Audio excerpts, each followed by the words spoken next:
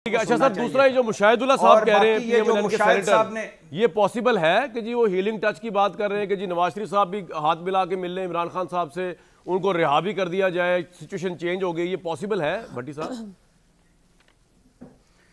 देखिए, ना करें रिहा इमरान खान को, उनके केसेस जो हैं वो अदालतों में हैं, वो अदालतें फैसला करें। जो जज कुदरतुल्लाह, जो जज बशीर, जो जज अबुल असनाद जुल्करनैन और जो जज हुमायूं दिलावर ने फैसले किए हैं वो अगली अदालतों में आने दीजिए, वो उनका पता चल जाएगा।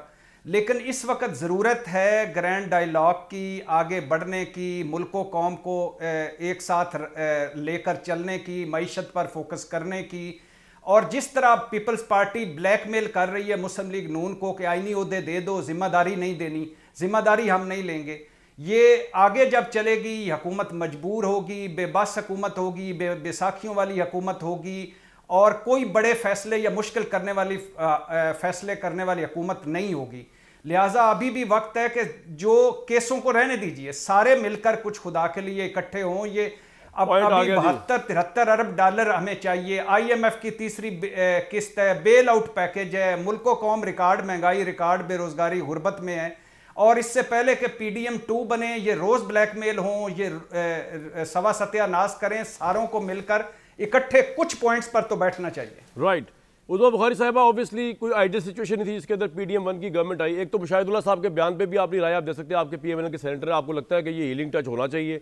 और मुशाहिद खान सॉरी, और आपके बस में भी है कि नहीं, ये भी एक बड़ा अहम सवाल है। ठीक है ना जी, एक बात। दूसरी बात ये सर कि मुशाहिद हुसैन साहब ने जो आज बयान दिया PMLN के सेनेटर जो थे, दूसरा ये कि PDM 1 में आपने देख लिया कि किस तरह का वो जो हुआ, उसमें आपकी सियासत का भी कुछ चुभन निकल गया कि जिस तरह आप बैठे उन सबके साथ, अब आप दोबारा बैठ जाए। बिलावल भुट्टो को आज मैं सुन रहा था, वो कह रहे थे भाई अपने टर्म्स में वोट देंगे, हम आपको अपने टर्म्स के ऊपर चलेंगे। तो ये तो बड़ी वीक पोजीशन के ऊपर आप राजी हो गए हैं कि जी ठीक है, PTI को माइनस करके आप दोनों बैठ के और इनकी डिमांड्स मान के, वजारतों की जिम्मेदारी भी कोई नहीं, आप इस तरह हुकूमत चलाएंगे। ये तय हो गया कम से कम? कब अनाउंस हो रहा है? कोई बड़ा हिजान की कैफियत है? देखिए, पहले तो मुशाहिद साहब की बात कर लूँ। एक तो PMLN बड़ी बदकिस्मत है, पता नहीं ये अपर हाउस में जो हमारे सेनेटर्स जाते हैं वो बिल्कुल ही पार्टी से मावरा हो जाते हैं, वो बिल्कुल ही कोई अपनी लदा ही उनकी लाइन होती है, वो जो भी उनका दिल चाहता है वो फरमा रहे होते हैं बैठ के वहाँ। अब मेरा सवाल मुशाहिद साहब से ये है कि क्या जिन शोहदा के मुजस्मों को जो है वो पैर की ठोकर से मारा गया, वहाँ पे आगे लगाई गई, उनके जख्म हील हो गए हैं? क्या जो फौज के मोरल को डाउन किया गया, जिस तरह से उनको गालियां दी गई सरेआम गली मोहल्ले के अंदर, हर जलसे जुलूस के अंदर उनके नाम ले लेकर उनको जो है उनकी हीलिंग हो गई? तो ये अजीब बात है ना। हीलिंग मतलब चूंकि इमरान खान ने जो भी कर दिया उसको हीलिंग कर दे, आपके सेनेटर कह रहे हैं हमें क्या हीलिंग हो जाए, बाकी पूरा मुल्क जो है वो जख्मी वो बस बदकिस्मती है जी हमारी, मैं इतना ही कह सकती हूँ। अच्छा, आप दूसरा आ जाए अपनी हुकूमत वाली बात पे। लेकिन अब जब पीपल्स पार्टी की बात, हाँ देखिए, बात यह है कि आज शहबाज शरीफ साहब खुद तशरीफ लेके गए हैं इस्लामाबाद, और देखते हैं कि वो इसके ऊपर जो है वो क्या कर सकते हैं। अनफॉर्चुनेट बात है, ये मौका नहीं है बारगेन करने का कामरान साहब। ना मुल्क जो है वो इस वक्त ये इतना मुझे दे दो, ये इतना मैंने समेटना है, इसका मुतामिल नहीं है पाकिस्तान। हमने जो पीपल्स पार्टी को बता दिया आपने, नवाज शरीफ साहब ने 21 अक्टूबर की तकरीर के अंदर भी, और इन सब के अंदर हम उनसे गुजारिश कर रहे हैं, हम बार बार उनसे बहुत सारी बात का फंसी उस साहिबा। अच्छा बताए ना, बात का फंसी मतलब मेरी बात सुने ना, दो चीजें। एक तो बात मेरी सवाल फ्रेम कर लो ताकि लोगों के लिए आसानी हो जाए। ये बात इस पे फंसी हुई है कि आप कह रहे हैं कि भाई जिम्मेदारियां भी लें, वजारतें लें, वो कह रहे हैं हम जिम्मेदारियां नहीं लेंगे, हम आसाइशें लेंगे, और आप कह रहे हैं कि आसाइशें देंगे लेकिन पूरी नहीं देंगे, सदारत ले लो, चेयरमैन सेनेटशिप नहीं मिलेगी फॉर इंस्टेंस। कहाँ फंसी है? अवाम को कॉन्फिडेंस देना, खुद तो जानिए बात, बताया तो सही ना, आप तो बड़ी अहम बंदी है उनकी PMLN की।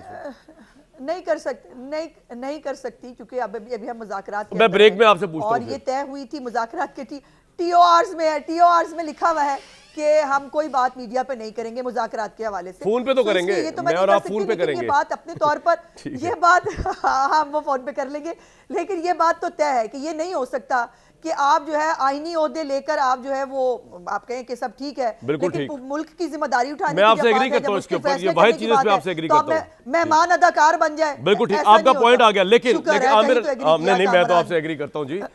आमिर भाई, बात सिर्फ इतनी सी है कि ये तो इनका पॉइंट में वजन है, लेकिन वो जिस तरह आज आपने सुना होगा बिलावल भुट्टो साहब जिस तरह फरमा रहे थे, वो कह रहे हैं कि भाई हम अपनी टर्म, आप हमसे वोट मांग रहे हैं, हम अपनी टर्म्स पे देंगे, उस टर्म्स में ये कि वजारतें हम लेंगे नहीं और ये हम लेंगे साइशे। आप पे तो कोई कदगन नहीं है, इन पे तो कदगन है। सर बताइए सिचुएशन कहाँ फंसी हुई है हुकूमत साजी में? वो आपने मुशाहिद हुसैन सैयद साहब का, हमारे बड़े भाई हैं, दोस्त हैं, सुनाया हीलिंग टच। वो कड़ाके कट देंगे कि भी बयान उनके होते थे। सही। और चूंकि वो हीलिंग टच साकिब निसार साहब ने दिया था सेनेटर्स को आज़ाद करके, शेर का निशान छीन के, तो ये वही सेनेटर्स हैं जो अपनी राय वहाँ देते हैं, पार्टी में नहीं दे रहे होते। मतलब ये मैं आपको कह सकता हूँ बात। बिल्कुल ठीक है। अभी हमारे भाई ने कहा कि चीफ जस्टिस साहब को हट जाना चाहिए। जाहिर है कि वो हमारे चीफ जस्टिस हैं साफियों में, तो वो ये डिसीजन दे सकते हैं। मैं चीफ तो नहीं दे इलेक्शन सकता कि कमिश्नर वो ये को, कह दें और चीफ हम जस्टिस को नहीं। चीफ जस्टिस को हटा दो।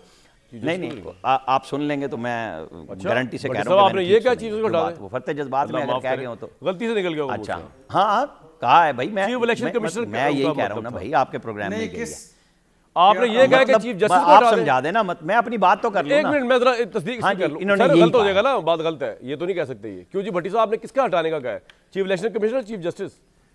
मैंने कहा चीफ सर, आप जस्टिस पे पाकिस्तान हटा चट्टा दो। साहब ने इल्जाम लगाया चीफ इलेक्शन कमिश्नर पर, और लार्जर बेंच बने चीफ जस्टिस साहब के अलावा। अच्छा, सुप्रीम उनके अलावा कोर्ट का, बने, और ठीक ये है, सारी चीजों ठीक को है, ये सुने। ठीक है आमिर भाई, वो को ये कह रहे हैं, बेंच हटाकर में बोला हूं। को हटाकर हाँ, मैं वही कह, मैं भी एग्जैक्ट वर्ड बता रहा हूं। मुझे कोई मसला नहीं है, उनकी राय है ना, मैं एहतराम करता हूं सर, उसका। सर। मुझे ये बताएं कि अब आप जितना मर्जी हम बात करें कि जी क्या हीलिंग टच है या नहीं है, पार्लियामेंट में आ रहे हैं ना बैठ के, मैं तो ये बात कह रहा हूं कि पीटीआई को ये लगानी चाहिए कि हम तब वोट आपके साथ करेंगे किसी भी नेशनल इशू पे जब आप ये सारे क्राइसिस को, जो सर्कस बनता है हर इलेक्शन के बाद, उसे पहले हल करें, जो इन्होंने भी नहीं किया। जो पीपल्स पार्टी, आमिर भाई सवाल ये था कि गाड़ी कहाँ फंसी हुई है इनकी, पीएमएलएन और पीपल्स पार्टी की, ये तो बताया ना आपको, तो सबसे बाखबर साहब इस्लामाबाद के। अच्छा देखें, बताएं। अब आप देखें ना, 26 तारीख को पहली पंजाब की खातून वजीर आला मरियम नवाज बन रही हैं, ठीक है, 26 फरवरी को। तो जो चीज़ें होनी है हल, वो हो जाएंगी। देखें इफ एंड बट्स हैं, सौदेबाजी है, सियासी जमातें हैं भाई, उन्होंने अपने अपने लोगों को मुंह दिखाना है, इन्होंने भी दिखाना है। ये 16 महीने की कारकर्दगी का नाम ले सके पूरे इलेक्शन में, पीएमएलएन नहीं ले सकी। अब वो बट्टा दोबारा लगाने से पहले कुछ चीज़ें दोनों तय कर रहे हैं। उनके साथ पीछे मौजूद है काफ लीग और एमक्यूएम, जो पीएमएलएन के साथ आ रहे हैं, वो पीपल्स पार्टी के साथ मुआहदे में नहीं आ रहे। तो फिर रन ऑफ इलेक्शन में मौजूद है, अगर नहीं है 169 नहीं है तो दोबारा इलेक्शन हो जाएगा, से 12 हो जाएगा। ये सूबों में भी है, मरकज में भी है, कहीं नहीं लिखा हुआ कि 169 के बगैर पीएम नहीं बन सकता। फिर जिसका दिल करता है जितने वोट होंगे लेके और बन जाए पीएम, क्या मसला है इसमें? बना ले, यही चलना है ना इस मुल्क का फतूर, यही है कि बनाई जाए, लड़ाई कराई जाए। इसका मतलब ये है कि ये आमिर साहब का मतलब ये भी 2 मिनट की कहानी है। आमिर भाई, इसका मतलब ये भी हुआ कि इस वक्त और कोई एक्टर रोल प्ले नहीं कर रहा, ना वो पीपल्स पार्टी को प्रेशराइज कर रहा है कि अपनी चीजें आप विड्रॉ कर लें, ना वो किसी और पार्टी को कर रहा है, ये आपस में ही कर रहे हैं मामला, तभी ये अटकाव है। ऐसे ही है,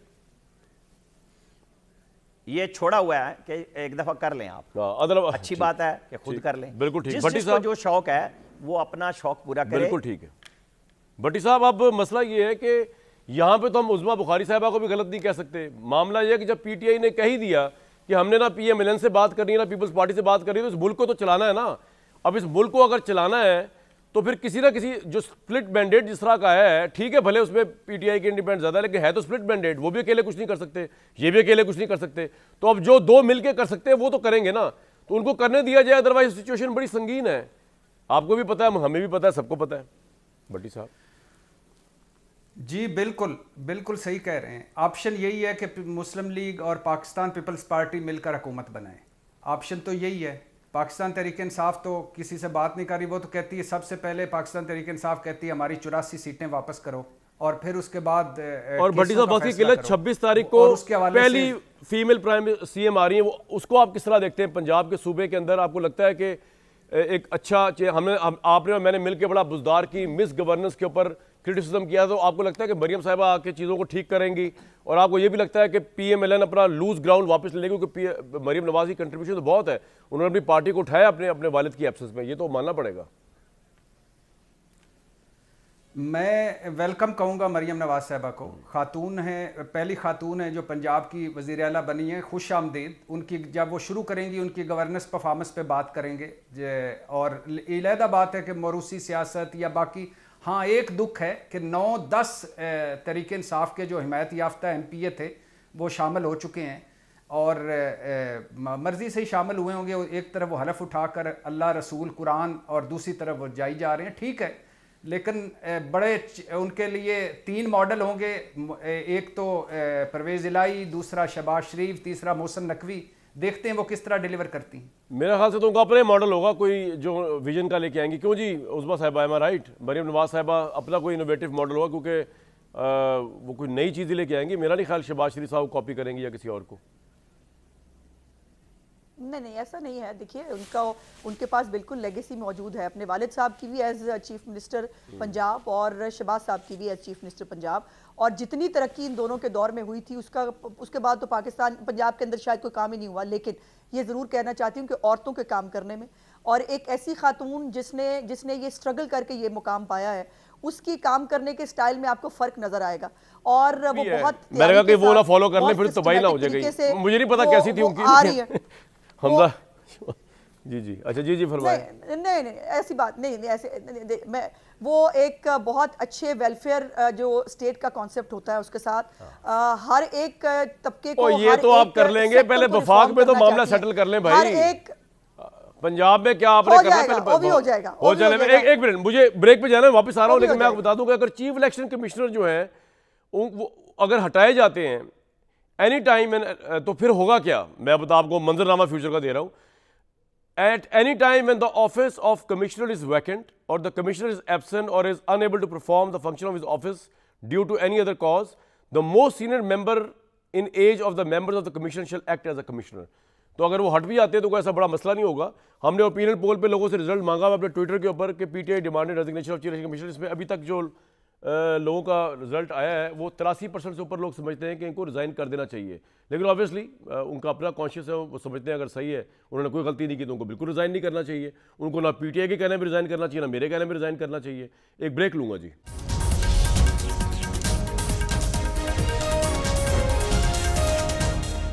इस वक्त पावर पॉलिटिक्स पीक पे है इस्लामाबाद के अंदर वफाकी हुकूमत को लेके। लेकिन मेरा अपना ईमान के हद तक यकीन है कि जब तक सबसे इम्पॉर्टेंट जो फैक्टर है वो बीच में नहीं आएगा इन पॉलिटिशियंस को एक टेबल पे लाने के लिए, जब तक मसला हल नहीं होना।